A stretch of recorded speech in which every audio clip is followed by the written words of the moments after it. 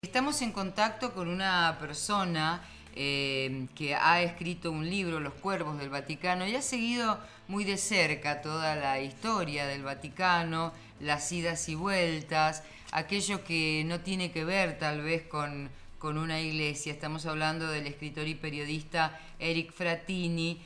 Buenos días, ¿cómo estás? Te saludamos desde Mendoza, Argentina. Un saludo muy grande, buenos días. Muy buenos días. Bien, sabemos que a partir de la investigación que has hecho, has podido reproducir 47 de los 60 documentos de Batilix y de allí esta, digamos, definición de que habría tres bandos dentro de la iglesia. ¿Nos podrías explicar cuáles son ellos?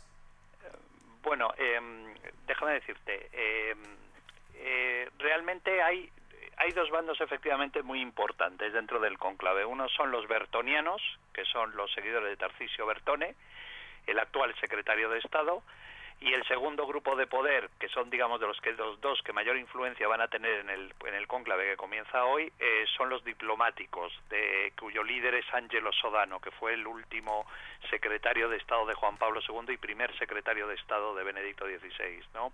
Se les llama diplomáticos porque todos ellos forman parte o salen de la Pontificia Eclesiástica Academia, que es la Escuela Diplomática Vaticana, y por supuesto han tenido puestos en nunciaturas o en la sección segunda. Esos son los dos grupos más importantes. Luego hay un tercero, también que va a tener muchísimo poder dentro del cónclave, también italianos, que están dirigidos por Attilio Nicora, el cardenal Attilio Nicora, que son los ambrosianos, son los que proceden de la maquinaria vaticana de Milán. Ujú. Sí, esto es bastante complicado para los ciudadanos y las ciudadanas comunes que creen que la iglesia es monolítica, que puede con buena voluntad establecer quién es el mejor para la elección y parece que no, hay mucha política dentro.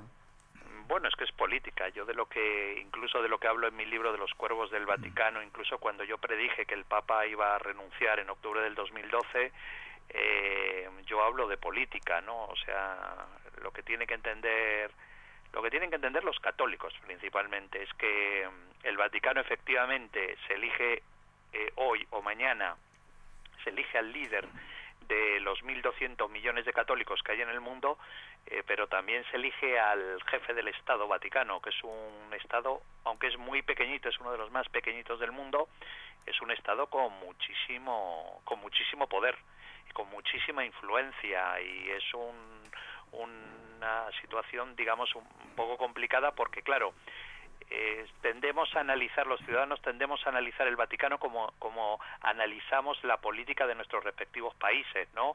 Es decir, tú dices, bueno, están los peronistas, los conservadores, los de izquierda, los de derechas, pero claro, eso en el Vaticano no es tan sencillo, principalmente porque todos los grupos que hay son conservadores, partamos de la base de eso, no hay ningún grupo progresista dentro del Vaticano, son todos conservadores. Y luego aparte es que, claro, yo puedo ser un cardenal, imagínate, yo puedo ser un cardenal del partido de los ambrosianos, ¿vale? Del sector de Milán, pero llegado el caso, llegado el momento, yo a lo mejor puedo apoyar a un candidato del sector de los diplomáticos, o de Ujú. los focolares, o de los pastoralistas, o de los extranjeros, porque hay hasta 10 facciones dentro del cónclave. Claro, y entonces es una ficha puesta que sea un italiano el próximo papa. Bueno, eso no se sabe nunca. Es Mm, decir, tú sabes que en el año 78 la gran entrada, la gran discusión estaba entre dos cardenales, entre dos cardenales italianos, y cuando no se llegó a un consenso, alguien dijo, oye, ¿y por qué no pensamos en este cardenal polaco que se llama Wojtyla? Y entonces todo el mundo empezó a decir, Wojtyla, Wojtyla, Wojtyla. Fantástico, entonces lo votaron. Y ujú. nombraron al Papa Wojtyla, lo nombraron Papa como sumo pontífice, como Juan Pablo II. Es decir, que luego a la larga podemos hacer muchísimas quinielas, pero luego digamos que quien tiene la última palabra son los 115 cardenales electores, que son los que están decidiendo, bueno, pues cuál es el mejor candidato. Ahora, esa extraordinaria complejidad que tiene el interior de la política vaticana, de la política de la Iglesia, teniendo en cuenta que es una institución que tiene 2000 años, y ya sabemos cómo se van complejizando las políticas interiores de las instituciones, permite un juego de especulaciones que no es nada más que un juego, a los efectos de pensar que puede ser un papa de otra nacionalidad, que debería ser un papa italiano, porque ya van dos que no tienen esa nacionalidad, que es la que ha sido preeminente a través de la historia. Es decir, los especialistas, a medida que ahondan sus conocimientos, simplemente especulan o verdaderamente se puede entresacar alguna tendencia muy definida al interior de la Iglesia. Vamos a ver, es que el análisis que hace es, la Iglesia es teología, pero la Iglesia también es política. Las decisiones que se adoptan son decisiones políticas. Las luchas que hay ahora mismo en el Colegio Cardenalicio son decisiones políticas. Claro, no estamos hablando del poder teológico, estamos hablando del poder económico, estamos hablando del poder diplomático de la Santa Sede, que está en juego en estos momentos. Después, y más cuando un papa ha renunciado, que no se había renunciado desde hacía 8 siglos, no había un papa que hubiera renunciado al pontificado. Entonces, claro, luego, además tú analízalo, si el papa renuncia, si Benedicto XVI renuncia, tú y yo como periodistas lo vamos a tratar como un hecho histórico, como un acontecimiento histórico, único en el mundo. Yo creo que no lo vamos a volver a vivir, ni siquiera cuando tú dices, no, es que yo vi al cometa Halley en el 86, vale, pero es que hasta dentro de 70 años no lo va a volver a ver nadie, ¿sabes? Es un hecho histórico. Pero claro, tú piensas que si ahora mismo los cardenales electores no eligen al papa correcto y ese papa vuelve a renunciar, porque ya ha abierto la puerta a la renuncia el Papa Benedicto XVI, tú y yo no lo vamos a tratar de la misma forma, tú y yo lo vamos a tratar como un escándalo. Y por lo tanto, sí que es un tema muy preocupante para la Iglesia, porque sí que se generaría realmente una ruptura y un gran quebranto dentro de la Iglesia católica. Es decir, tienen que elegir al Papa correcto, pero de lo que se está hablando es de política. Nadie negocia, de ninguno de los 115 cardenales negocian, oye, Scola, Angelo, ¿tú cómo vas a llevarla? Si eres elegido papa, ¿cómo vas a llevar la parte teológica? Oye, tú, Odilo Scherer, ¿tú cómo vas a llevar la parte? Eso no se discute, eso no se negocia, no se habla de eso porque todo el mundo sabemos cómo maneja el Vaticano la teología. Lo que se está hablando es de una cuestión política. Claro, Eric, por otro lado decís el papa correcto. ¿Cuál sería el papa correcto? Bueno, no sé, me dices un sueño que tendría yo. A ver, el papa correcto sería un papa... En España tenemos una palabra que suena muy mal, pero decimos un papa acojonante. Pues mira, te lo diría, un papa acojonante para mí sería un papa latinoamericano, porque no tenemos que olvidar que el mayor número de católicos está en América Latina. Tendría que ser un papa reformador, tanto desde el punto de vista teológico como desde el punto de vista político.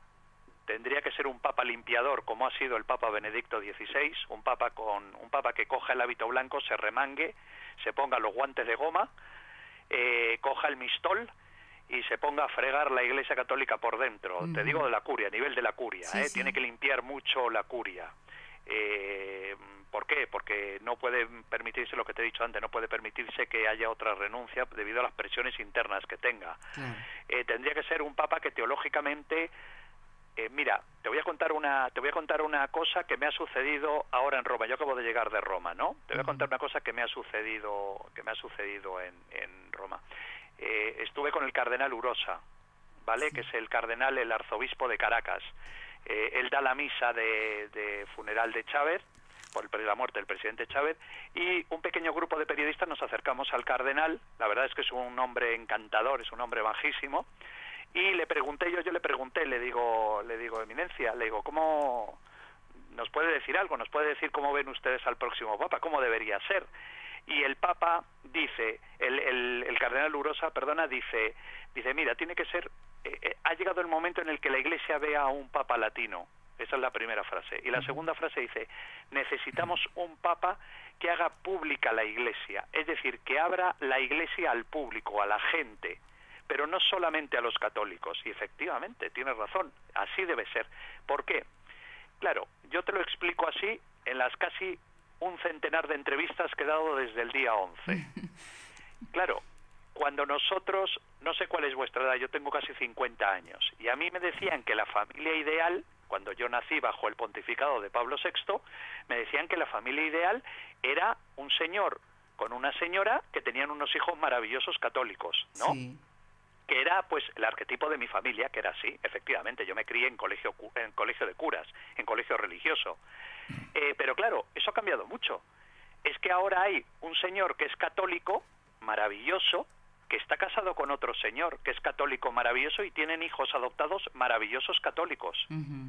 O, por ejemplo, un señor que es católico, pero como se ha casado con una divorciada, está fuera de la iglesia y no puede comulgar. Claro. O viceversa, una señora católica maravillosa, muy buena gente, pero como se casa con un católico queda fuera de la iglesia.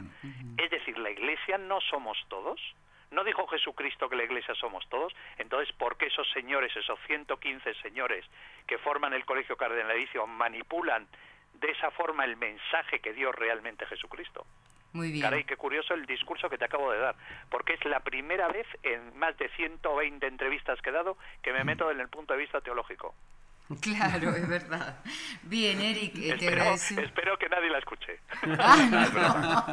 No, esto queda entre nosotros y nosotras. Vale, espero que no me hayáis conectado todavía a la audiencia.